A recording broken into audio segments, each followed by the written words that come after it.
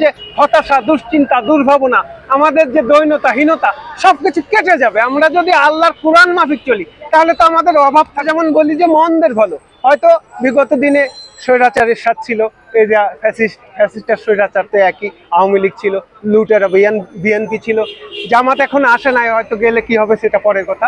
তবে মন্দের ভালো, হয়তো জামাত আসলে মন্দের ভালো কিছু হবে, সম্পূর্ণ ইসলামী রাষ্ট্র না হলেও হয়তো কিছুটা তার দেখানোর জন্য হলেও কিছু ভালো কাজ করবে।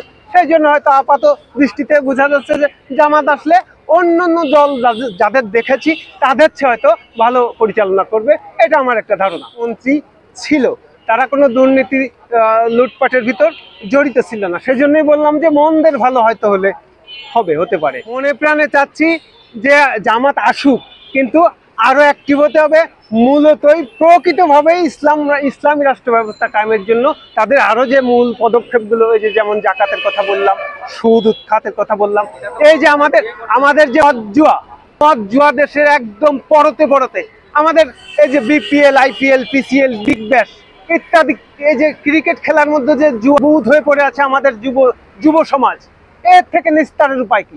এর পথ বের করতে হবে জামাতের, কারণ অন ইসলামিক দল তো এগুলো বের করবে না, এটা ইসলামী দলই এটা বের করবে।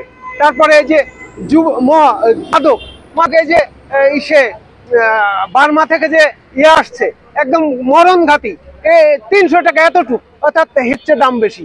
এই যে অর্থনৈতিক ভাবে আমরা পঙ্গু হয়ে যাচ্ছি, এই ঠেকাবে কে? সরকার বলছে যে মদ হারাম, আবার দেখা যায় মাদক নিয়ন্ত্রণ অধিদপ্তর, হ্যাঁ, আবার অধিদপ্তর খুলে নিচ্ছে সরকারি। তার মানে কি, ওনারা চুরিও করতে বলছে, আবার কি সজাগও থাকতে বলছে। ওনাদের দ্বারা কাজ হবে না, ওনারা লাইসেন্স দিচ্ছে, আবার প্রত্যন্ত অঞ্চলে যারা সেবন করছে তাদের ধরছে, আবার ছেড়ে দিচ্ছে। একটা মানে হজবরলা কাণ্ড কারখানা। তা জামাতের কি করতে হবে? এই সম্পর্কে তাদের শক্ত বলিষ্ঠ পদক্ষেপ নিতে হবে, সম্পর্কে তাদের পদক্ষেপ নিতে হবে। এই যে যুদ্ধ, তাহলে ওই চ্যানেলটা বন্ধ করে দিতে হয়, হ্যাঁ, যে অপশন, এই যে মোবাইলে রাখলে, আমার মোবাইল নাই, আমি শুনি আর কি, খেলে মোবাইলে কোটি কোটি টাকা চলে যাচ্ছে আমাদের অর্থনীতি থেকে, ওই অপশনটা বন্ধ করে দিলে